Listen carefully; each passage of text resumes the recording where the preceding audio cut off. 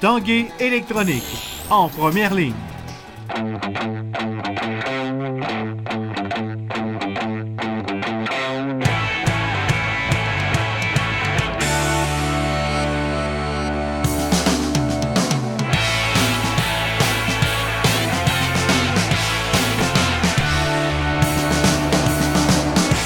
À tous un bon jeudi, bienvenue à l'Esprit sportif. Dans l'émission un peu plus tard, on parlera de soccer. On vous présente un jeune joueur de soccer très talentueux.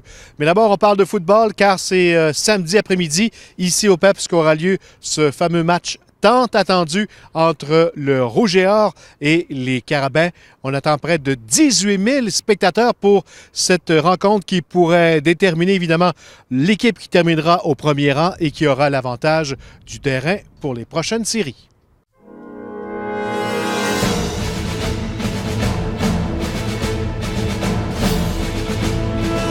Hugo Richard regarde à sa droite, ramasse son dépanneur, à l'arrêt tardif, complètement seul. Touché, Vincent à l'arrêt tardif.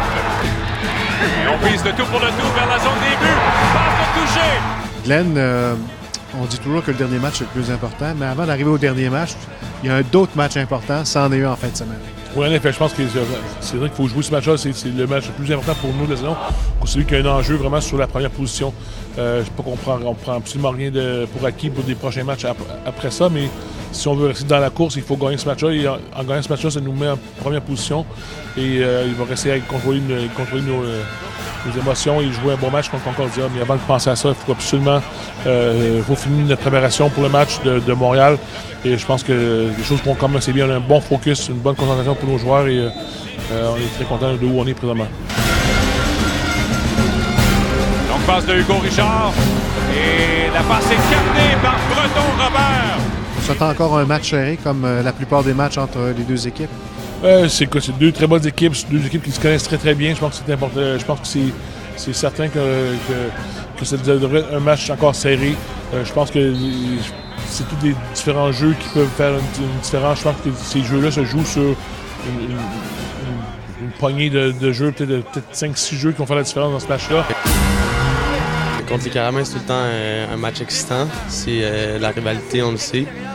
Mais pour nous, c'est important parce qu'on veut avoir les playoffs à la maison.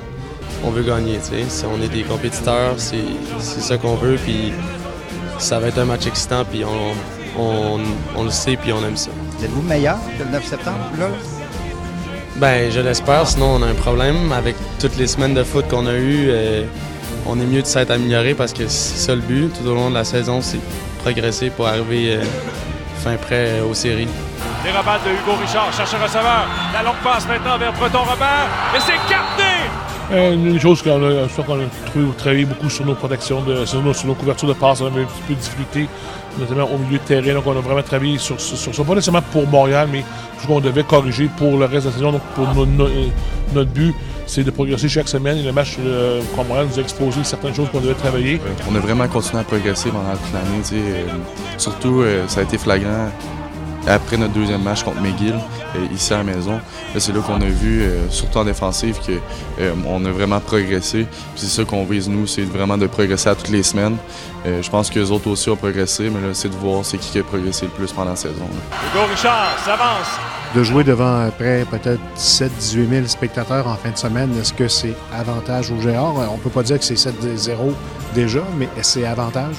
Je pense que c'est avantage. Je pense qu'il y a un côté aussi nervosité un petit peu, mais par contre, je pense que les joueurs aiment. Je pense que c'est pour ça que les joueurs sont venus à Laval, de jouer des grands matchs de football devant des bons partisans.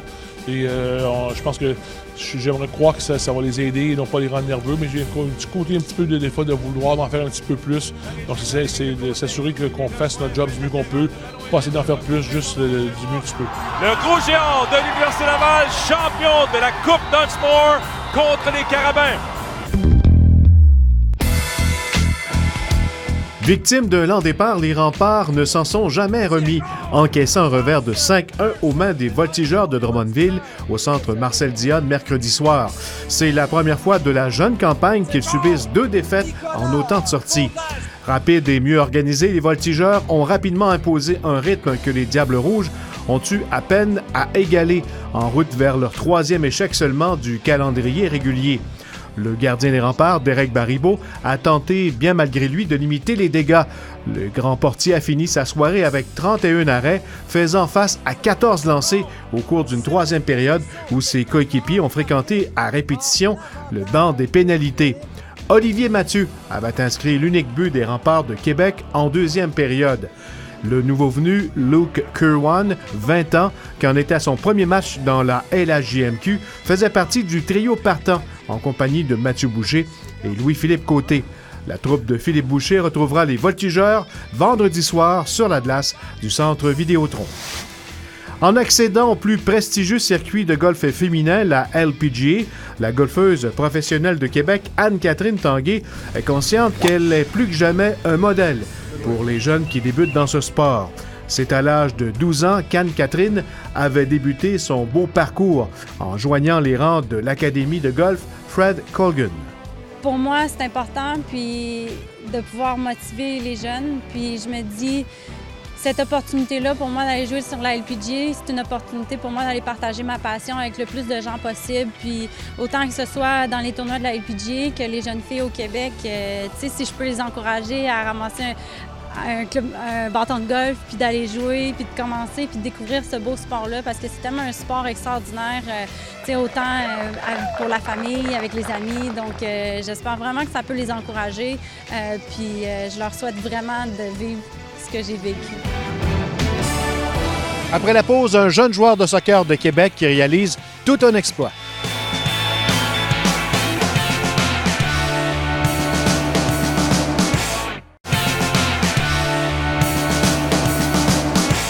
Parlons maintenant soccer. Un jeune athlète de Québec a réalisé tout un exploit.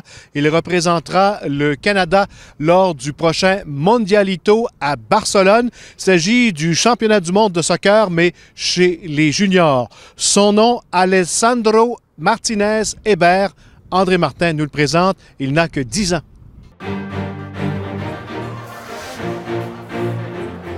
Bonjour, je m'appelle Alessandro Martinez Hébert et je joue pour les Phoenix.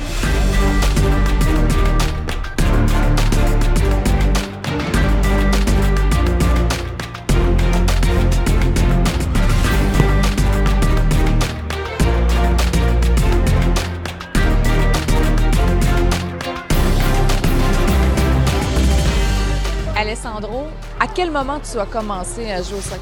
À l'âge de 4 ans. Qu'est-ce que tu aimes dans ce sport? J'aime beaucoup contrôler le ballon, j'aime faire des buts, j'aime botter et j'aime être gardien. Est-ce qu'il y a des choses que tu aimes moins?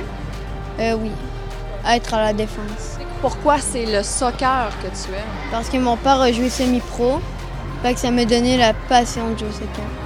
Depuis qu'il est petit, il a toujours été sur un terrain de soccer. C'est lui qui le veut. C'est lui qui porte cette flamme-là dans soi. Mais vous lui avez transmis votre passion pour le soccer? Bien sûr. En étant latin, j'ai joué dans les ligues mexicaines et bien sûr, il a pris cette passion-là, il l'a transformée et aujourd'hui, il joue avec les Phoenix. Tous les jours, il y a un ballon entre les pieds en se levant le matin jusqu'en se couchant le soir.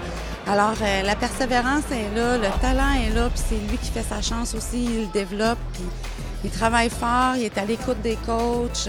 Rapidement, bleu, bleu, bleu, bleu, bleu! Alessandro, c'est un joueur passionné de soccer, il entraîne ses amis le suivent partout.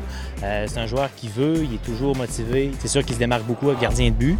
Il va gauler plusieurs games, mais je vais le développer toujours à titre de joueur aussi. Toi, tu as 2 rôles sur le terrain. Gardien, attaquant. Mais ça, c'est un avantage pour toi d'avoir 2 rôles sur le terrain? Oui. Qu'est-ce que ça prend, Alessandro, pour être un bon joueur de soccer? Ben, c'est sûr, beaucoup avoir de maîtrise du ballon. Puis aussi de venir pratiquer.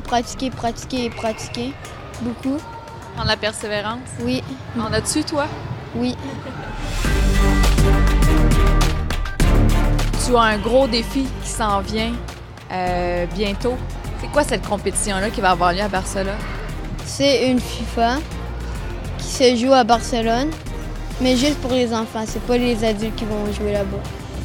Il va y avoir des jeunes comme toi de partout à travers la planète? Oui. Est-ce que ça t'impressionne? Oui, vraiment beaucoup.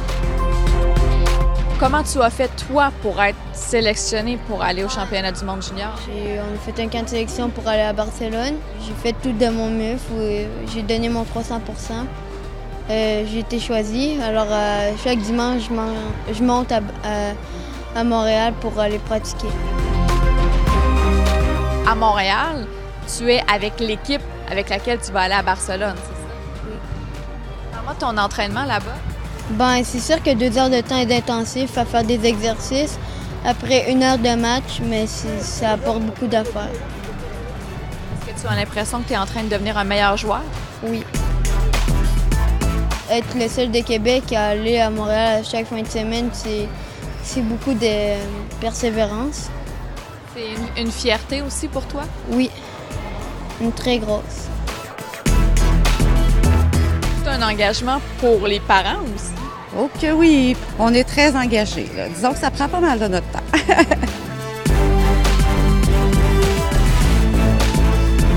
On a juste hâte pour lui qu'il vive cette expérience-là. Puis comme parents aussi, je pense que ça va nous faire un petit chaud au cœur rendu à Barcelone.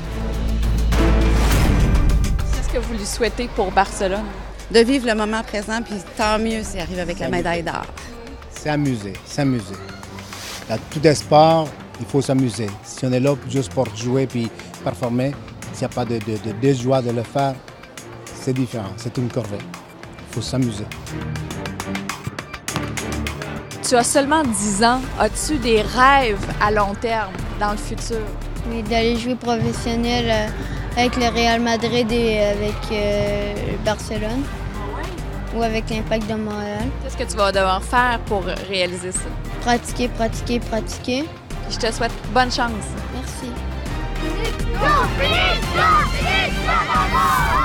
En terminant, ne pas manquer le match de football Carabin Rouge et Or ici samedi après-midi. Il reste encore quelques billets en admission générale. Sinon, il sera présenté sur les ondes de TVA Sport. Voilà, c'était l'Esprit sportif. Bye bye. À demain.